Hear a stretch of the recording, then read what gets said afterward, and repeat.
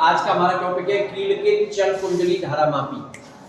कल के जो टॉपिक था, कल का वीडियो था, उसमें बात की गई थी धारामापी की। और धारामापी दो तरह का बताया था आपको, एक सस्पेंडेड टाइप, सस्पेंडेड का मतलब निलंबन टाइप। निलंबन से मतलब वहां था कि वहां पर जो कॉइल थी वो लटकाई गई थी।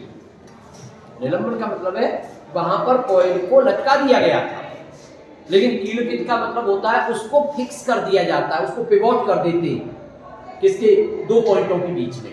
तो अब हमें इसे समझना है। और देखिए, सिद्धांत दोनों का एक जैसा, कार्य विधि दोनों की एक जैसी, कंस्ट्रक्शन में डिफरेंस है बस, बाकी जो फॉर्मूला ड्राइव करके लाए वो एक जैसा। करंट सेंसिटिविटी यानी धारा सुपरायता की बात करें या वोल्टेज सुपरायता की बात करें, वो दोनों के लिए एक जैसे। केवल और केवल जो डिफरेंस है वो उसकी संरचना का डिफरेंस है, रचना का डिफरेंस है। तो अब केवल हम इसका कील के चल कुंडली धारामापी का केवल संरचना की बात कर रहे हैं। बाकी सारी चीजें अगर कभी पूछी जाए तो जो हमने सस्पेंडेड टाइप के लिए किए उसी को हम इसमें यूज करेंगे। ठीक है, तो संरचना की बात अगर इसकी की जाए, काफी कुछ मिलता हुआ है, जो थोड़ा सा डिफरेंस है वो आपकी समझ में अपने आप आ जाएगा। सबसे पहले जैसे आपने लिया कि भाई एक आयरन की कोर है,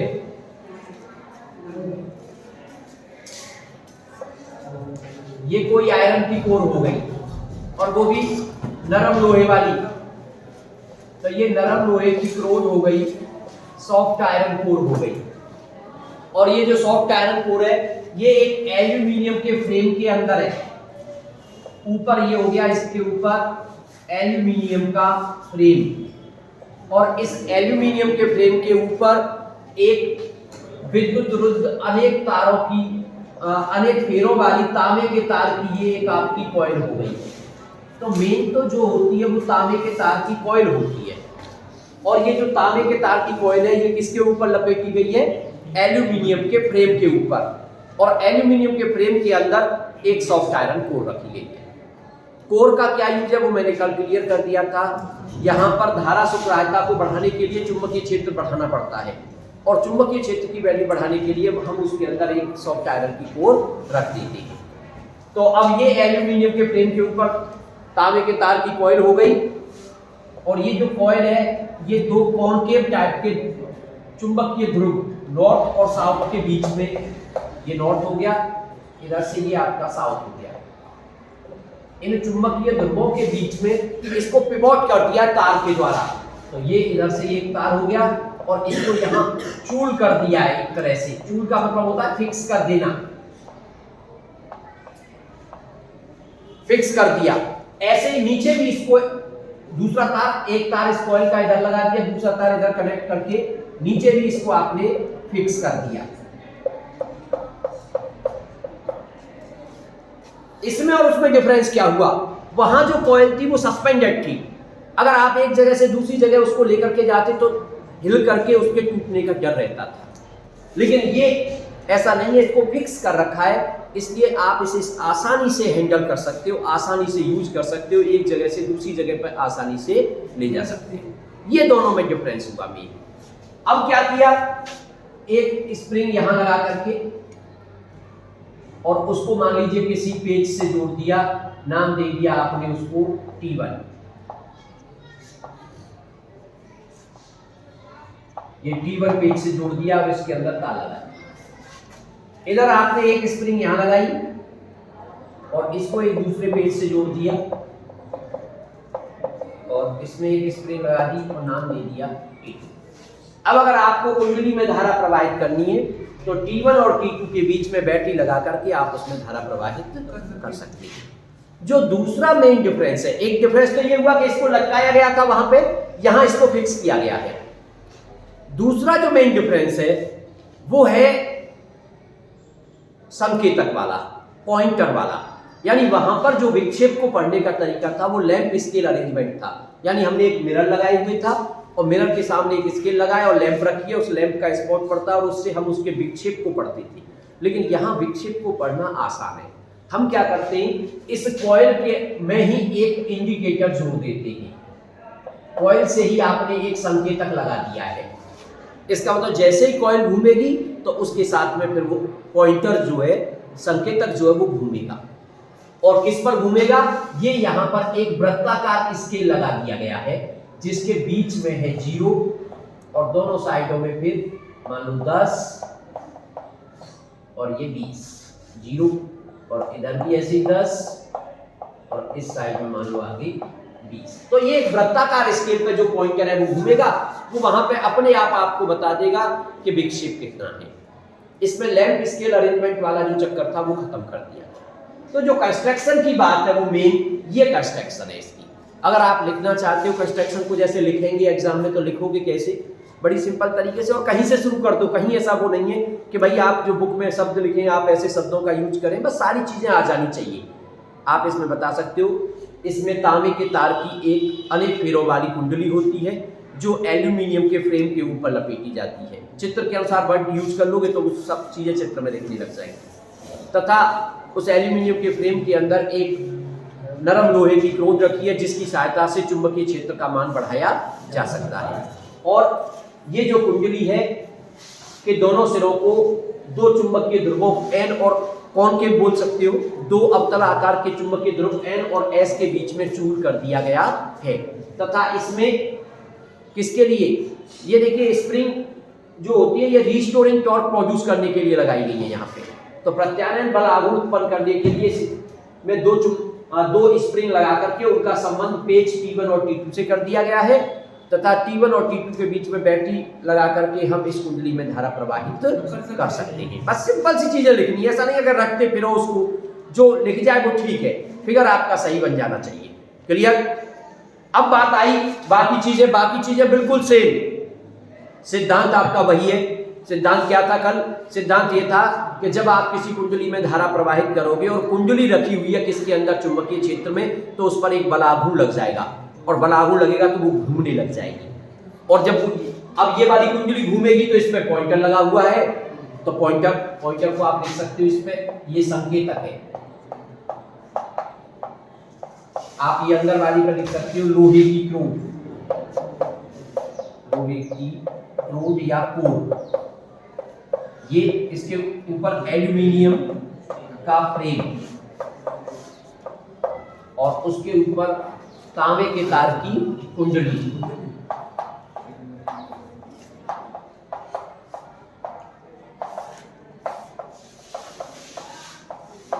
ये दोनों आपकी एक तरह से स्प्रिंग, और तो सब हो ही गया। क्लियर? तो ये इसकी संरचना हो गई। दोनों टॉपिक हमारे कंप्लीट। थोड़ा सा कंपैरिजन की बात करें अगर दोनों का, एक तो कील कित वाले का और एक सस्पेंडेड निलंबन वाले का, तो देखिए अगर आप इसकी बात करते हो तो इसकी जो सेंसिटिविटी होती है वो 10⁻⁻6 एम्पियर तक की होती है। यानी ये 10⁻⁻6 एम्पियर तक की करंट को डिटेक्ट कर सकता है, मेजर नहीं करता। ये नाम भले धारा मापी है, नाम से लग रहा है धारा को मापने वाला, लेकिन धारा को मापता नहीं है, केवल डिटेक्ट करता है। उसका पता लगाता है कि परिपथ में धारा है या फिर नहीं है। ठीक है? तो ये 10⁻⁻6 एम्पियर तक की करंट को डिटेक्ट करेगा। दूसरा, कल जो हमने पढ़ा था सस्पेंडेड टाइप का, वो 10⁻⁻9 एम्पियर तक की करंट को डिटेक्ट करता है। इसका मतलब अगर सुग्राह्यता के हिसाब से देखा जाए तो ये ज्यादा सुग्राही होता है निलंबन वाला, ये उसके कंपैरिजन में कम सुग्राही है। तो सुग्राह्यता वाली बात क्लियर। दूसरी बात, चूंकि वहां पे कॉइल लटकी होती थी और वो भी एक पतली स्ट्रिप से, और आप अगर उसे थोड़ा एक जगह से दूसरी जगह ले जाते हो तो उसे झटका लग करके उस स्ट्रिप के टूटने का डर रहता है, इसलिए उसे हैंडल करने में प्रॉब्लम होती है। लेकिन इसे आसानी से हैंडल किया जा सकता है, इसको आसानी से रफली हैंडलिंग कर सकती हो आप उसको। मतलब एक तरह से कहीं से भी झटका लगा करके दूसरी जगह भी रख दोगे, तीसरी जगह रख दोगे, तो उससे कोई फर्क इस पे पड़ने वाला नहीं है। ठीक है? तो दोनों बातें क्लियर हो गई हमारी। अब बात आती है लौट करके कि भाई हम अमीटर कैसे बनाते हैं। एक तरह से अब हमारा जो टॉपिक है वह कन्वर्जन, धारा मापी से अमीटर बनाना और धारा मापी से वोल्टमीटर। बहुत इंपॉर्टेंट टॉपिक है, एग्जाम के हिसाब से तो इंपॉर्टेंट है ही है, साथ ही साथ आपकी नॉलेज के हिसाब से भी बहुत इंपॉर्टेंट है। आपको ये चीजें आनी चाहिए कि भाई आप अमीटर कैसे बनाया जा रहा है, वोल्ट मीटर कैसे बनाया जा रहा है और फिर उससे करंट को कैसे मेजर करते हैं, क्या पूरा उसका प्रोसीजर रहता है, वो चीज आपकी समझ में आनी चाहिए। तो देखिए अब हम जो बात कर रहे हैं वो बात कर रहे हैं अमीटर की, कन्वर्जन, धारा मापी का अमीटर में परिवर्तन। आप लिख सकते हो धारा मापी से अमीटर बनाना, ऐसे लिख सकते हो सिंपल वर्ड्स में, अमीटर बनाना। हमारे पास धारा मापी है, हम अमीटर कैसे बनाएंगे, बहुत इंपॉर्टेंट टॉपिक है ये।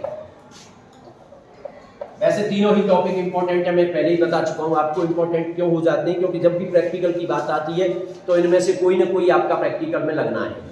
धारा मापी लगेगा या अमीटर लगेगा या वोल्ट मीटर लगेगा, तो एग्जामिनर जब आएगा तो आपसे वाइवा में इसके संबंध में कुछ भी पूछ सकता है। तो सबसे पहली बात हम करते हैं कि भाई अमीटर है क्या चीज। अमीटर धारा को मापने का एक उपकरण है। धारा मापी नहीं नापता, अमीटर नापता है धारा। अब धारा को जब नापेगा तो आपको कहीं ना कहीं से ले जाकर के परिपथ में लगाना पड़ेगा। तो परिपथ में आप इसको कैसे लगाओगे, कैसे इस चीज को ध्यान रखा जाए कि भाई सर्किट में इसको कैसे जोड़ते हैं अमीटर। सिंपल सी बात है, जो विद्युत धारा होती है वो श्रेणी क्रम में होती है नियत। आपने पढ़ा है पहले से कि विभवांतर समांतर क्रम में नियत रहता है और विद्युत धारा श्रेणी क्रम में नियत रहती है। इसका मतलब ये हुआ, अगर आप पूरी धारा को मेजर करना चाहते हो तो आपको अमीटर को श्रेणी क्रम में जोड़ना पड़ेगा। तो पहली बात, दो चीजें हैं यहाँ पे जो कंफ्यूज करेंगी आपको, इसलिए दोनों चीजों को क्लियरली अलग अलग समझने की कोशिश करिए कि अमीटर को परिपथ में आप कैसे जोड़ेंगे, श्रेणी क्रम में। अमीटर जो परिपथ में लगाया जाएगा कैसे लगाया जाएगा, श्रेणी क्रम में। लेकिन अब बात आती है कि अमीटर को बनाया कैसे जाए, तो उसके लिए एक मैथमेटिकल फॉर्मूला पढ़ लो बस। अमीटर इज इक्वल टू धारा मापी प्लस संट। संट का मतलब होता है, अंग्रेजी में कहते हैं SHUNT, संट। और संट का मतलब क्या है उसको भी समझ लीजिए, अल्प प्रतिरोध समांतर क्रम में।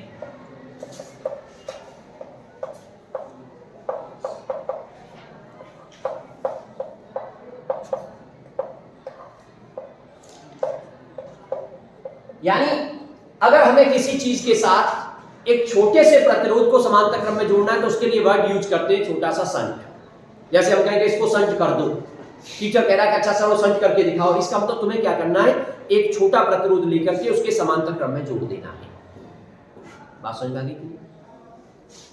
इससे क्या फायदे होते हैं वो भी हम आपको बताएंगे कि भाई इससे फायदा क्या होता है। तो पहली बात तो ये सिंपल से फॉर्मूले से ही आप समझ गए कि अमीटर कैसे बनेगा। आप धारा मापी लीजिए और धारा मापी के साथ संट लगा दें। संट लगाने का मतलब एक अल्प प्रतिरोध उसके साथ समांतर क्रम में जोड़ दो। अगर आप लैंग्वेज में लिखना चाहते हैं अमीटर को तो आप बता दोगे धारा मापी के समांतर क्रम में अल्प प्रतिरोध जोड़ करके अमीटर बनाया जाता है। अब देखिए दो बातें आ रही हैं कि अमीटर को बनाने के लिए तो समांतर क्रम में अल्प प्रतिरोध लगाया जा रहा है, जबकि परिपथ में अमीटर को श्रेणी क्रम में जोड़ा जा रहा है। तो ये चीज कभी कभी बच्चे कंफ्यूज हो जाते हैं कि श्रेणी क्रम कहां था, समांतर क्रम कहां था। तो ये ध्यान रखिए, धारा श्रेणी क्रम में कांस्टेंट होती है, इसलिए उसे मापने के लिए तो अमीटर लगाया जाता है श्रेणी क्रम में। ठीक है ना, हमारे पास अमीटर बना हुआ है, उसको हम कैसे जोड़े ले जाकर के सर्किट में, वो श्रेणी क्रम में। और बनाते कैसे हैं, धारा मापी के साथ समांतर क्रम में एक प्रतिरोध, और वो भी कैसा, अल्प प्रतिरोध, छोटा प्रतिरोध जोड़ करके। ठीक है, तो ये चीज आप ध्यान रखेंगे। बस ये बन गया आपका अमीटर। अमीटर तैयार हो गया। अब इसमें कुछ चीजों को समझना होगा हमें। उन चीजों को समझने के साथ साथ हमें उस फॉर्मूले को निकालना होगा कि भाई हमने कौन सा प्रतिरोध जोड़ा, कितना प्रतिरोध जोड़ा। कई तरीके के क्वेश्चन आपसे एग्जाम में पूछे जा सकते हैं। मान लीजिए हमारे पास जो गैल्वेनोमीटर है, जो धारा मापी है, वो ये है जी, ये धारा मापी है, और धारा मापी के प्रतिरोध को भी हम जी कह रहे हैं। भाई धारा मापी के अंदर एक कुंडली ली गई है तांबे के तार की, और भी बहुत सारी चीजें उसके अंदर हैं, इसका मतलब उनका अपना प्रतिरोध होगा, तो उस प्रतिरोध को हम जी मान करके चल रहे हैं। अब धारा मापी ये हो गया, इसके साथ आपने अल्प प्रतिरोध जोड़ दिया समांतर क्रम में, तो समांतर क्रम में आपने ऐसे करके एक प्रतिरोध लगा दिया, और उस प्रतिरोध को मान लिया आपने, मान लो S, शंट कह देते हैं इसलिए S मान लिया। अब ये दोनों मिलकर के इसको आप कहोगे अमीटर। ये दोनों मिल गए, इसको आप बोलोगे कि ये अमीटर बन गया, ये अमीटर बन गया। अब इस अमीटर को हम कहीं ले जाएंगे, कोई हमारे पास सर्किट है, उस सर्किट में करंट की वैल्यू को मेजर करना है, उस करंट को मेजर करने के लिए हम इस अमीटर को लेके जाएंगे और उसके साथ श्रेणी क्रम में जोड़ देंगे। सपोज करिए आपके पास कोई वायर था, मान लो आपके पास ऐसे कोई वायर था, इस वायर में अगर कहीं रेजिस्टेंस लगे होंगे हमें नहीं पता, मान लो, चलो मैं पूरा दिखा देता हूं, ऐसे करके था, उसमें कोई रेजिस्टेंस R लगा हुआ था, एक बैटरी लगी हुई थी और ऐसे करके उसमें करंट फ्लो हो रही थी I। अगर 20 वोल्ट की बैटरी है तो वहां पे करंट की वैल्यू हो गई I = V/R। बात समझ आ रही है ना भाई, वहां करंट की वैल्यू कितनी हो गई, I = V/R। अब हमें इस करंट को मेजर करना है, तो इस करंट को जब हम मेजर करेंगे तो इस अमीटर को ले जाकर के वहां श्रेणी क्रम में जोड़ देंगे। श्रेणी क्रम में जोड़ने का मतलब होता है उस वायर को बीच में से कट करो और इसका एक तार यहां लगा दो और दूसरा तार उठा करके यहां लगा दो, ये श्रेणी क्रम में जोड़ दिया।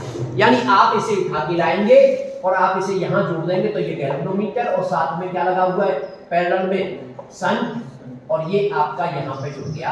ये आपने इसको श्रेणी क्रम में लगा दिया। तो श्रेणी क्रम में लगाने का ये तरीका होता है।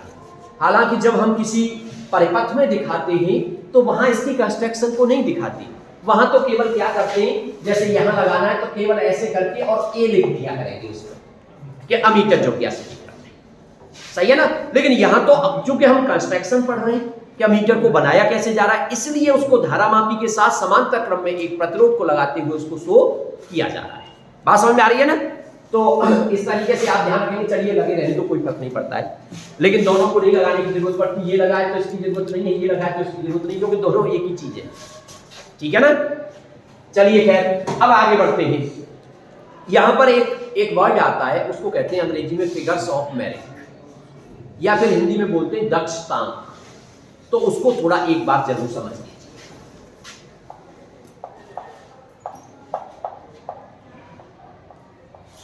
फिगर्स ऑफ मेरिट, और इसको के से डिनोट करते हैं। और ये क्या चीज है, इसको थोड़ा समझने की जरूरत है, क्योंकि न्यूमेरिकल में इसकी जरूरत हमें पड़ती है।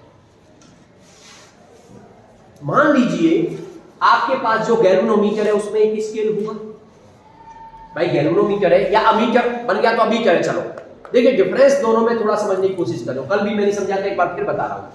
अगर आपके पास गैल्वेनोमीटर होगा तो गैल्वेनोमीटर में पहली बात तो बीच में G लिखा होगा और यहां सुई होगी तो बीच में यहां 0 होगा और किनारे की तरफ 10, 20, 30 ऐसे करके होंगी और इस साइड में भी 10, 20 और 30 होंगी। लेकिन अगर अमीटर होगा तो अमीटर में बीच में A लिखा होगा, हो सकता है स्मॉल m A हो, स्मॉल m का मतलब मिली अमीटर, 10⁻³ एम्पियर तक की करंट को मेजर करने के लिए। हो सकता है म्यू K हो, माइक्रोमीटर, 10⁻⁶ एम्पियर तक की करंट को मेजर करने के लिए। लेकिन इसमें क्या खास बात है, इसमें जो 0 होगा वो यहां होगा और 0 के बाद में 10, 20, 30, 40 और इसी तरीके से ऐसे करके करंट होगी। तो ध्यान क्या समझे कि धारामापी में 0 बीच में है और अमीटर में 0 किनारे पर है, क्योंकि धारामापी करंट मेजर नहीं करता, वो दिशा भी बताता है कि करंट किधर है। इसलिए अगर इधर जा रहा है तो करंट एक डायरेक्शन में और इधर सुई जा रही है तो इसका मतलब करंट दूसरी डायरेक्शन में, और अगर 0 पे है तो उसमें कोई करंट फ्लो नहीं हो रही और यहां पर उसकी वैल्यू को बताएगा ये, तो अपने आप वैल्यू मेजर होकर पता चल जाएगी आपको, जिस पर भी सुई पहुंच जाएगी। तो इस तरीके से आपको ऐसे ही वोल्टमीटर में भी यही सिचुएशन होती है। अब जैसे ये अमीटर है तो अमीटर में खाने होते हैं ऐसे करके, जैसे 0 से 10 तक है तो 10 खाने होंगे, 10 से 20 तक है तो फिर से 10 खाने होंगे, तो खाने बने होते हैं उसमें। अब जब ये सुई ऐसे करके हिल के जाएगी, ऐसे ऐसे ऐसे ऐसे हिलेगी, सुई काहे से हिल रही है, करंट ही तो हिला रही है सुई को। अगर करंट नहीं आएगी तो क्या सुई हिलेगी।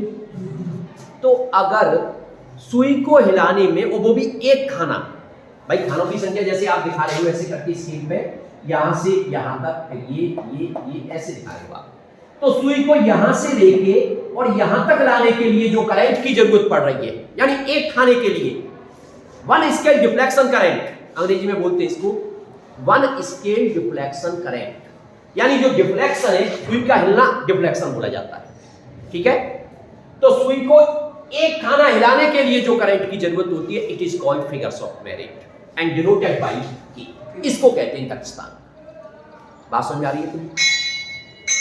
सुई को एक खाने के डिफ्लेक्शन के लिए जो करंट चाहिए उसको कहते हैं फिगर्स ऑफ मेरिट, ठीक है। मान लीजिए इसमें खानों की संख्या है स्मॉल n।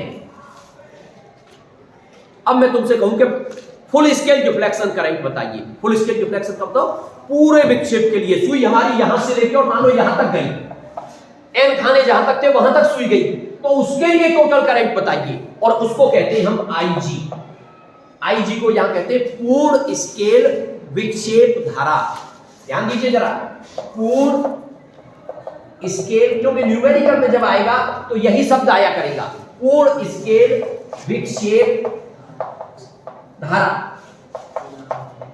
अंग्रेजी में बोलते हैं फुल स्केल डिफ्लेक्शन करंट, तो उसमें ऐसे करके शब्द आएगा पूर्ण स्केल विक्षेप धारा। इसका मतलब वो IG है।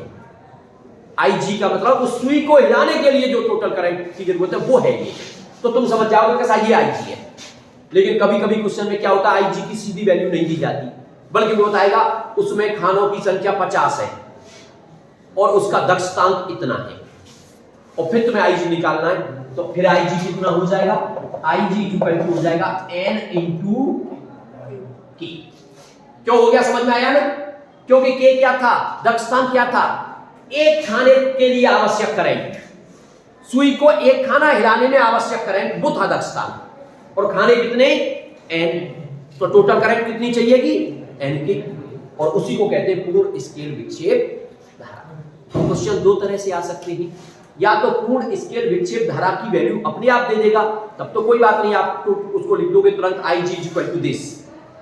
लेकिन अगर IG की वैल्यू नहीं दी तो वो दक्षतांक देगा, और दक्षतांक अगर देगा तो फिर वहां खानों की संख्या भी देगा कि इतने खाने बने हुए हैं, तो फिर तुम्हें IG निकालना पड़ेगा, और IG निकालने के लिए फिर कर दोगे n इंटू K। तो एक तो इस पॉइंट को समझिए, केवल अमीटर में नहीं, अमीटर और वोल्टमीटर दोनों में समझिए इस पॉइंट को, दोनों में जरूरत पड़ेगी इस पूर्ण स्केल विक्षेप धारा की। और उसे निकालने के दो तरीके, एक तो सीधे सीधे उसकी वैल्यू दे दी जाए, और अगर सीधे सीधे वैल्यू नहीं दी जा रही है तो दक्षतांक दिया जाएगा, फिगर्स ऑफ मेरिट दी जाएगी, और आप उसका n में मल्टीप्लाई करके जितने भी खाने उसमें मल्टीप्लाई करके वहां पर IG को निकाल लोगे। अब बताइए ये बात क्लियर होगी? अब आगे बढ़े। तो ये चीज हमारी क्लियर कि हाँ भाई ये ऐसे होना है। अब आगे बढ़ते हैं कि भाई रियल में अब जो क्वेश्चन आना है उसको फिर कैसे सॉल्व किया जाए, या इसके लिए ऐसे मान लो कि डेरिवेशन जो है वो अब कैसे समझा जाए। तो मान लीजिए हमारी जो करंट आ रही थी ऐसे करके, वो I करंट आ रही थी, इसमें ये बीच में लगा दिया उसमें श्रेणी क्रम में, तो I करंट आ रही थी। अब वो I करंट पूरी आएगी ऐसे करके, अभी अभी मैंने यहां फिगर दिखाया था, वो I करंट यहां से आती, लेकिन जैसे ही यहां पे करंट आएगी तो कुछ करंट तो इधर जाएगी। इधर जाने वाली करंट वो होती है पूर्ण स्केल विक्षेप धारा, यानी उसकी सुई को हिलाने वाली करंट, उसको आपने मान लिया IG। तो फिर इधर आने वाली करंट कितनी होगी? वो हो जाएगी आपकी I माइनस IG। आपने अगर इसको बना लिया, पूरा का पूरा आपका सॉल्यूशन हो गया, ऐसे मान लीजिए। केवल आपको ये चीज समझ में आ जानी चाहिए। अब क्या दिख रहा है भाई? G और S आपस में समांतर क्रम में है, और समांतर क्रम में विभवांतर समान होता है, और विभवांतर V इक्वल टू होता है IR। इसका मतलब आप लिख सकते हो यहां पे कि जो VG होगा वो VS के बराबर होगा, यानी G के सिरों पे जो विभवांतर है वो S के सिरों पे विभवांतर के बराबर है, क्योंकि दोनों समांतर क्रम में है, और V इक्वल टू होता है IR। तो G में आने वाली करंट कितनी है? IG, तो वो हो जाएगी IG इंटू उसका प्रतिरोध, क्या माना है उसको हमने? VG is equal to VS क्या हो जाएगा? इधर आने वाली करंट है I माइनस IG इंटू उसका प्रतिरोध। यस, रखने की जरूरत नहीं है, केवल आप यहां से समझेंगे जब भी कोई न्यूमेरिकल आएगा तो, और रख सकते हो तो अलग बात है, हालांकि रखी हुई चीजें भूल जाते हैं और गलत होने का चांस भी रहता है, इसलिए बेटर है यहां से समझें कि हमें VG का मतलब IG इंटू G, और उसका मतलब I minus IG into S, इस फिगर से। अब यहां से दो तरह की चीजें पूछता है कि या तो S की वैल्यू पूछ ले या IG की वैल्यू पूछ ले। अगर एस पूछे तुमसे तो सिंपल सा एस इक्वल टू निकल के आ गया आई जी अपॉन में आई माइनस आई जी और मल्टीप्लाई में जी। ये सा एस का फॉर्मूला आ गया। एस का मतलब है कि समांतर क्रम में कितना प्रतिरोध जोड़ा जाए, ऐसा क्वेश्चन आ जाए तो आप यहां से निकालोगे S equal to I G upon I minus I G into G. अब आई जी तुम समझ गए क्या, यहां आई जी है पूर्ण स्केल विक्षेप धारा। आई क्या है, आई जितनी परास का अमीटर बनाया आपने, भाई एक अमीटर, वो कहेगा ऐसा अमीटर तैयार करो जो 0 से 50 एम्पियर तक की करंट को मापे, तो 0 तो वही हो गया, लेकिन 50 तो 50 जो वो आई की वैल्यू हो गई टोटल करंट जिसे मेजर करने के लिए यूज करना है, तो आई की वैल्यू वो हो जाएगी 50। तो आई जी और आई समझ गए, और जी धारा मापी का प्रतिरोध वो जी हो गया। अब आप आसानी से एस की वैल्यू निकाल दोगे, कहीं कोई परेशानी आपको नहीं होगी। लेकिन कभी कभी क्वेश्चन में क्या होता है, हालांकि देखिए ये तो पक्षांतर करने वाली बातें हैं, पक्षांतर करके कभी एस निकाल दो या आई जी निकाल दो, पर कभी कभी फॉर्मूला हमसे आई जी के टर्म में पूछता है, यानी हम यहां से आई जी निकालना चाहते हैं, तो आई जी निकालोगे तो ये हो जाएगा आई G into ji equal to multiply कर लिया आई into S minus I G into S, और हमें आई जी निकालना है तो आई जी वाले टर्म में एक तरफ, यानी इस वाले टर्म को हम यहां से उठा के यहां ले आएंगे और दोनों में से आई जी ले लेंगे कॉमन, तो ये बचेगा जी प्लस और आई इंटू एस, और हमें चाहिए आई जी, तो आई जी की जो वैल्यू निकल के आएगी वो हो जाएगी एस अपॉन जी प्लस एस और मल्टीप्लाई में आई किया का फॉर्मूला।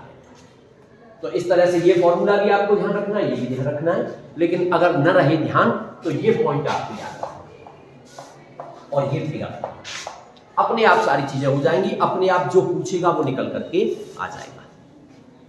ठीक है भाई, तो अमीटर के बारे में आपको जो ध्यान रखना था कि अमीटर को परिपथ में कैसे जोड़ें, श्रेणी क्रम में, अमीटर को कैसे बनाएं, धारा मापी के समांतर क्रम में अल्प प्रतिरोध जोड़ के, और शॉर्ट में कहना चाहते हो तो संख्या लगाकर अमीटर में जो संख्या लगा गया उसका प्रतिरोध निकालिए, तो फॉर्मूला ये आ गया।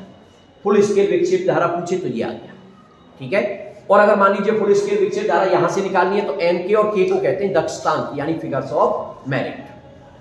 कभी कभी क्या पूछता है, find out the resistance of the ammeter, यानी अमीटर का प्रतिरोध बताइए, तो अमीटर किसको कह रहे हो आप, इन दोनों को मिलाकर के अमीटर बोल रहे हो आप, और उसमें दो प्रतिरोध लिख रहे हैं जी और एस, और वो भी कैसे क्रम में, समांतर क्रम में। इसका मतलब अमीटर का प्रतिरोध अगर आप निकालोगे तो आप 1 अपॉन आर मान लो अमीटर का प्रतिरोध, तो 1 अपॉन आर इक्वल टू हो गया 1 अपॉन जी प्लस 1 अपॉन एस। भाई समांतर क्रम में उसको जोड़ करके आप क्या निकाल दोगे, अमीटर का प्रतिरोध निकाल दोगे। अगर आप सॉल्व करोगे तो एलसीएम आ जाएगा जी इंटू एस और एस प्लस जी, लेकिन ये 1 अपॉन आर की वैल्यू है, आर की वैल्यू आएगी आपकी जी इंटू एस अपॉन जी प्लस एस या एस प्लस जी। ये आपका अमीटर का प्रतिरोध निकल करके आ गया। ये टोटल बातें हो गई अमीटर के बारे में, लेकिन एक चीज और बची है। आपसे एग्जामिनर पूछ सकता है कि अच्छा ये बताओ भाई, अमीटर बनाने के लिए समांतर क्रम में अल्प प्रतिरोध ही क्यों जोड़ा गया, और कोई तरीके से क्यों नहीं इसको बनाया गया। और यही एक और क्वेश्चन आता है कि आइडियल अमीटर जो होता है उसका प्रतिरोध कितना होता है, एक ये भी क्वेश्चन आता है। आइडियल से बताओ आदर्श अमीटर, तो आदर्श अमीटर का प्रतिरोध कितना होता है, तो आप उसके लिए तो याद रख लो 0। आदर्श का मतलब होता है आप एक ऐसा अमीटर यूज कर रहे हो जिससे मेजर की जाने वाली करंट एक्यूरेट आ जाए, बिल्कुल सही आ जाए, उसको आप आदर्श कहते हैं। बात समझ रहे हैं कि नहीं। अब कैसे सही आती है, और वास्तव में करंट को मेजर करने के लिए या अमीटर बनाने के लिए समांतर क्रम में ही क्यों अल्प प्रतिरोध जोड़ते, अब मैं उस क्वेश्चन का जवाब दे रहा हूं, आप उसको थोड़ा ध्यान से समझें।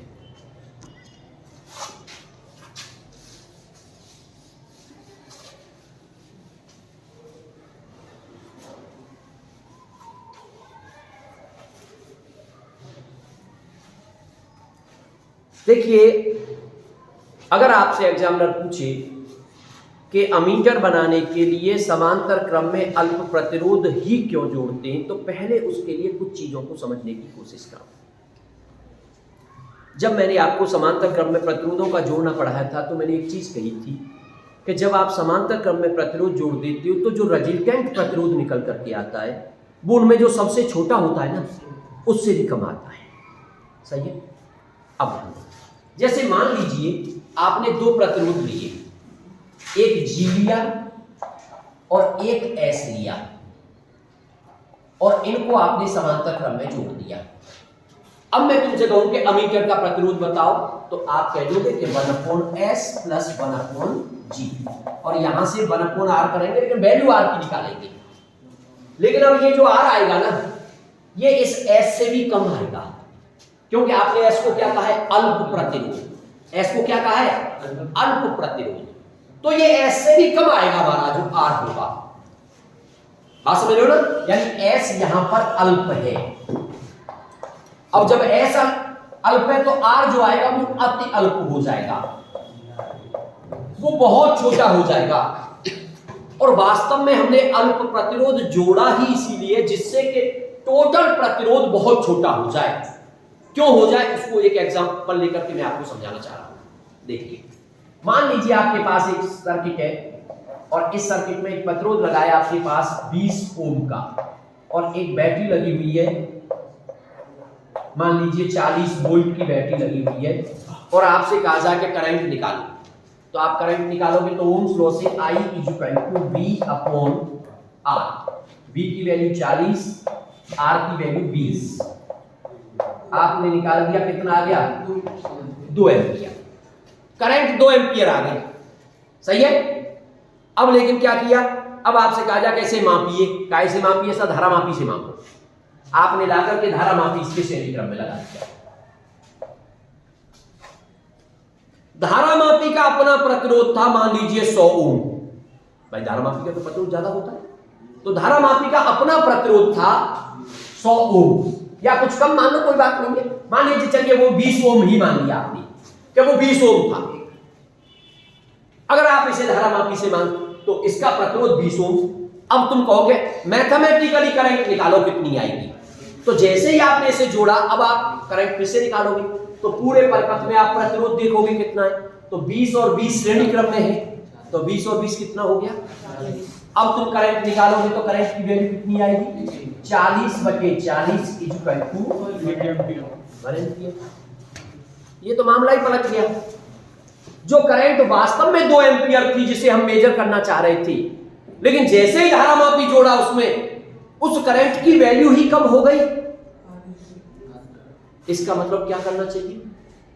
इसका मतलब सीधे सीधे ऐसा आ रहा है निकल के कि ऐसी चीज से नापना चाहिए उसका अपना रेजिस्टेंस बहुत कम हो, और अगर 0 हो तब तो बिल्कुल सही है, क्योंकि 0 होगा तो फिर क्या होगा भाई? 20 + 0 तो उतना ही रह जाएगा और वो वास्तव में आदर्श अमीटर कहलाएगा। यानी उसको परिपथ में जोड़ने से धारा के मान पर कोई प्रभाव नहीं पड़ेगा। इस बात को समझने की कोशिश करिए। तो वास्तव में अमीटर ऐसा होना चाहिए कि उसे अगर आप सर्किट में जोड़ते हो तो उस सर्किट का प्रतिरोध नहीं बढ़े, और वो तभी नहीं बढ़ेगा जब उसका प्रतिरोध 0 हो। बात समझ में आ गई कि नहीं? इसीलिए कहते हैं कि आदर्श अमीटर का प्रतिरोध क्या होना चाहिए? 0 होना चाहिए। लेकिन भाई कोई चीज आदर्श नहीं होती। आप लोगों ने केमिस्ट्री में भी आइडियल गैस वगैरह पढ़ते हो, लेकिन कोई भी गैस आइडियल नहीं है। बहुत सारी गैसें हैं जो आदर्श गैस के निकटतम पहुंचती हैं, उनके निकटतम व्यवहार करती है। तो आदर्श न हो तो फिर कैसा हो? चलो आदर्श नहीं हो पा रहा है तो कम से कम ऐसा हो कि उसका प्रतिरोध जितना कम हो सकता है उतना कम हो, क्योंकि जितना प्रतिरोध उस अमीटर का कम होगा उतने ही वो धारा को कम, मतलब उसकी धारा की जो वैल्यू चेंज होती है उसमें कम चेंज करेगा। अब बात आती है कि फिर कम प्रतिरोध। अब एक बात बताइए, इसका प्रतिरोध तो पहले से ही ज्यादा है और तुम इसको कम करना चाहते हो, इसीलिए इसके समांतर क्रम में क्या जोड़ दिया? अल्प प्रतिरोध। क्यों? क्योंकि हम जानते हैं चाहे कितना भी बड़ा प्रतिरोध क्यों न हो, अगर समांतर क्रम में एक छोटा सा प्रतिरोध जोड़ेंगे तो इन दोनों का प्रतिरोध मिलकर के जो आएगा वो छोटे से भी छोटा होगा, और छोटे से भी छोटा हो जाएगा। फिर हम इसको यहां कनेक्ट करेंगे, अब हमें कोई परेशानी उसमें नहीं होगी, क्योंकि अब दोनों का प्रतिरोध मिलकर के एक बहुत अल्प प्रतिरोध बन जाएगा, और फिर इस धारा के मान में जो परिवर्तन आएगा वो बहुत बड़ा परिवर्तन नहीं होगा। अब बात समझ में आ गई? इसीलिए आप ध्यान रखें कि भाई आदर्श अमीटर का प्रतिरोध 0 होना चाहिए। और अब आप ये भी समझ गए कि अमीटर बनाने के लिए समांतर क्रम में ही क्यों अल्प प्रतिरोध जोड़ा? अगर एक लाइन में उत्तर देना चाहते हो तो बस आप यही बताओगे कि सर अगर हम समांतर क्रम में अल्प प्रतिरोध जोड़ते हैं तो उन दोनों का प्रतिरोध बहुत छोटा हो जाता है, जिससे अगर हम उसको परिपथ में जब जाकर के लगाएंगे तो वो परिपथ की जो धारा होगी उसको प्रभावित नहीं करेगा, उसके मान को बहुत ज्यादा कम नहीं करेगा। अदरवाइज क्या होगा, मापने गए थे 2 एम्पियर और उसकी वैल्यू ही घट के 1 एम्पियर हो गई, तो फिर क्या 1 एम्पियर से ज्यादा तो अब मेजर होगी, इसका मतलब उसमें तो बहुत बड़ी एरर हो गई ना, आधी कर दी आपने उसकी वैल्यू। टॉपिक क्लियर आपका? इस तरह से आपका ये अमीटर वाला टॉपिक कंप्लीट। और बिल्कुल सेम तरीके से अब हम बात करेंगे किसकी, वोल्टमीटर की।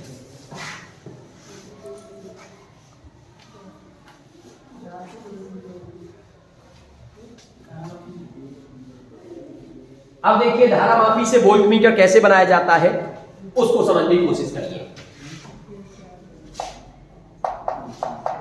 धारामापी का वोल्टमीटर में परिवर्तन। धारामापी से वोल्टमीटर बना रहे हो आप। पहली बात तो फिर से वही चीज याद करिए, वोल्टमीटर किसको मापता है, वोल्टेज को, विभवांतर को, और विभवांतर समान होता है समांतर क्रम में, इसलिए वोल्टमीटर को हमेशा परिपथ में जोड़ा जाएगा समांतर क्रम में, जबकि अमीटर को परिपथ में जोड़ा जाता है श्रेणी क्रम में। तो पहली बात तो परिपथ में जोड़ने वाली बात को ध्यान रखिए। अब दूसरी बात बनाने वाली बात, तो मैथमेटिकल चीज याद करो बस, वोल्टमीटर बराबर धारामापी प्लस श्रेणी क्रम में उच्च प्रतिरोध। उसके लिए कोई वर्ड यूज नहीं करते जैसे कि आप वहां पर संख्या का यूज करते थे, लिखना ही पड़ेगा श्रेणी क्रम में उच्च प्रतिरोध। ये बन गया सा आपका वोल्टमीटर। इसका मतलब अगर आप ऐसे दिखाना चाहते हो तो ये गैल्वेनोमीटर था, आपने इसके साथ श्रेणी क्रम में एक उच्च प्रतिरोध जोड़ दिया, उच्च प्रतिरोध मान लो R लगा दिया, ये दोनों मिलकर के आपस में इनको कहोगे तुम वोल्टमीटर। ये बन गया था वोल्टमीटर, सही है। अब हालांकि हम इस पे भी डिस्कस करेंगे कि श्रेणी क्रम में उच्च प्रतिरोध ही क्यों जोड़ा, लेकिन उस डिस्कस को करेंगे लास्ट में। पहले अभी बात करते हैं, इसके लिए भी वही शब्द यूज किया जाएगा, फिगर्स ऑफ मेरिट का भी और पूर्ण स्केल विक्षेप धारा वाला भी। तो उसमें वही है, फिगर्स ऑफ मेरिट की बात करेंगे तो वो के हो गया। के का मतलब एक खाने के लिए जो आवश्यक धारा होती है उसको के कहते हैं। अगर खानों की संख्या n है तो पूर्ण स्केल विक्षेप धारा को अगर मैं IG कहूं तो IG की वैल्यू हो जाएगी n इंटू के। तो ये फॉर्मूला यहां भी यूज होगा जो अमीटर के लिए तुमने समझा, ठीक है। अब बात करते हैं, मान लीजिए आप कहीं पर विभवांतर मेजर करना चाहते थे। मान लो ये आपके पास एक प्रतिरोध था पहले से R गैस, और इसमें विद्युत धारा आ रही थी I, और आप इसके सिरों पे विभवांतर मेजर करना चाह रहे थे, किसकी सहायता से, वोल्टमीटर की सहायता से। तो पहली बात तो चलो मैथमेटिकली देख लेते हैं कि विभवांतर है कितना इसमें। तो ओम्स लॉ से विभवांतर हो गया V = I R गैस। भाई मैथमेटिकली कितना हो गया, V = I R गैस। अब इसे मेजर करने के लिए हम लेकर के आए वोल्टमीटर, और वोल्टमीटर ये है, और इसे लगाना है समांतर क्रम में। समांतर क्रम का मतलब होता है इसके इस सिरे को एक पॉइंट से जोड़ दो और दूसरे सिरे को दूसरे पॉइंट से जोड़ दो। इसका मतलब आपने जाकर के इसको लगा दिया, ये हो गया आपका समांतर क्रम में कनेक्ट हो गया। तो जैसे ही ये समांतर क्रम में कनेक्ट हुआ, अब क्या हुआ भाई, ये जो I करंट आ रही थी इसके अंदर, उस I का कुछ पोर्शन इधर आया, उसको आपने कह दिया IG। धारामापी की तरफ जो करंट आया करे उसको IG मान लिया करो, फुल स्केल डिफ्लेक्शन करंट। ऊपर की तरफ करंट कितनी बची, I माइनस IG। अब एक बात बताओ सोच के, अगर मैं मैथमेटिकली बात करूं तो अब मैथमेटिकली अब कितना विभवांतर है उसके सिरों पे, यानी इस R गैस के सिरों पे आप विभवांतर मेजर करने गए थे, जैसे ही आपने वोल्टमीटर जोड़ा उसके साथ, अब विभवांतर कितना रह गया। अब अगर आप विभवांतर निकालोगे तो उस V गैस की वैल्यू या V की वैल्यू हो गई I minus IG into R gas. बताओ बात सही है कि नहीं? मेजर कितना करने गए थे, अब कितनी रह गई, I minus I G into R dash. क्या जिसको मेजर करने गए थे वो वास्तव में मिली? नहीं मिली, बल्कि वो थोड़ी सी कम हो गई है। इसीलिए तो आपको ध्यान हो, हालांकि अब वो टॉपिक सिलेबस में रहा नहीं है विभव मापी वाला, कि विभवांतर मापने के लिए वोल्टमीटर एक अच्छा उपकरण नहीं है, बल्कि विभव मापी एक अच्छा उपकरण माना जाता है। क्योंकि विभव मापी जो होता है वो परिपथ से धारा नहीं लेता। जैसे कि इसने परिपथ से धारा खींच ली है, इसने आईजी धारा जो थी वो परिपथ से अपनी तरफ खींच ली, वो ऐसा नहीं करता है। इसीलिए विभव मापी वोल्टमीटर के कंपैरिजन में श्रेष्ठ माना जाता है। अब आपको के साथ चलो मान लो ठीक है भाई, हम तो आइडियल वोल्टमीटर की बात करना चाहते हैं, आदर्श वोल्टमीटर जानना चाहते हैं कि वो कैसा होगा। आदर्श वोल्टमीटर वो होगा जो इससे आने वाली करंट जो आईजी है इसको कितनी ले, जीरो। इस करंट को न ले, क्योंकि ये करंट अगर जीरो रहेगी तो फिर वो दोबारा से वैल्यू कितनी हो जाएगी, आई आर डैश हो जाएगी। और इधर आने वाली करंट, अब समझ रहे उस क्वेश्चन का आंसर भी जो हम लास्ट में दे रहे थे वहां पे, कि वोल्टमीटर बनाने के लिए उच्च प्रतिरोध ही क्यों लिया श्रेणी क्रम में, क्योंकि आप इस करंट को जीरो करना चाहते हो, और करंट जीरो तब होगी जब यहां का प्रतिरोध अनंत हो जाए। भाई करंट को कौन रोकता है, प्रतिरोध। प्रतिरोध का मतलब होता है करंट के मार्ग में रुकावट, और तुम चाहते हो वो जीरो हो जाए, इसका मतलब प्रतिरोध अनंत हो जाए। समझ गए ना बात को? इसका मतलब ये हुआ आदर्श वोल्टमीटर का प्रतिरोध कितना होगा, अनंत होगा। पहली बात। दूसरी बात, मान लीजिए आदर्श कोई चीज बन नहीं पाती, अनंत उसका प्रतिरोध कर नहीं पाओ, तो अनंत नहीं कर पाओगे तो फिर क्या होना चाहिए, जितना ज्यादा हो सकता है उतना ज्यादा करो, क्योंकि जितना ज्यादा करोगे करंट उतनी कम हो जाएगी, और ये करंट जितनी कम हो जाएगी वोल्टेज उतनी ही अच्छी मेजर की जाएगी। अब बात समझ में आ गई? इसीलिए इस प्रतिरोध को बढ़ाने के लिए हम हमेशा उच्च प्रतिरोध श्रेणी क्रम में जोड़ते हैं। बात समझ में आ गई कि नहीं? अब बात आती है विभवांतर की। भाई इसके सिरों पे विभवांतर वैसे मेजर करने वाली वैल्यू की बात कर रहा हूं कि मेजर होने वाली वैल्यू अगर v है तो भाई इसके सिरों पे जो विभवांतर होगा वही यहां पे विभवांतर होगा, क्योंकि समांतर क्रम में विभवांतर तो समान होता है। इसका मतलब v इक्वल टू यहां से निकालो उसको, ये हो गया Ig और इधर प्रतिरोध कितना हो गया G प्लस R। अब दो चीजें निकाल सकती हो, अगर v पूछ रहा है तो v इक्वल टू Ig और G प्लस R, लेकिन वो कहेंगे श्रेणी क्रम में प्रतिरोध कितना जोड़ा यानी R की वैल्यू निकालना चाहते हो तो Ig को जब लिया तो v upon Ig equal to G plus R, और अगर R निकालना है तो R इक्वल टू हो गया v upon Ig minus G। ये आपका फॉर्मूला निकल के आ गया। आपने श्रेणी क्रम में कितना प्रतिरोध उसमें लगाया वो चीज निकल करके आ जाएगी। और साथ ही साथ ये भी समझ गए आप कि उच्च प्रतिरोध क्यों लिया। उच्च प्रतिरोध इसलिए लिया है कि जितना ज्यादा उच्च लेंगे, जितना ज्यादा हमारा प्रतिरोध ज्यादा हो जाएगा उतनी ही धारा कम हो जाएगी, और इधर आने वाली धारा अगर कम हो जाएगी तो वो वोल्टेज एक्यूरेट मेजर होगी। बात समझ में आ गई? अब तुमसे यही कहे कि वोल्टमीटर का प्रतिरोध बताओ, तो वोल्टमीटर के प्रतिरोध में क्या है, ये G और R आपस में श्रेणी क्रम में जुड़े, तो वोल्टमीटर का प्रतिरोध हो गया G प्लस R। सही है? और आदर्श वाले का हो गया अनंत। और इसी के साथ में आपका ये टॉपिक कंप्लीट। तो इस तरीके से ये तीन टॉपिक हैं जो कि बहुत इंपॉर्टेंट हैं, धारामापी, अमीटर, वोल्टमीटर, और आपस में जुड़े हुए हैं। तीनों को तैयार करिए और इनसे संबंधित जो भी न्यूमेरिकल है उनको आप करिए।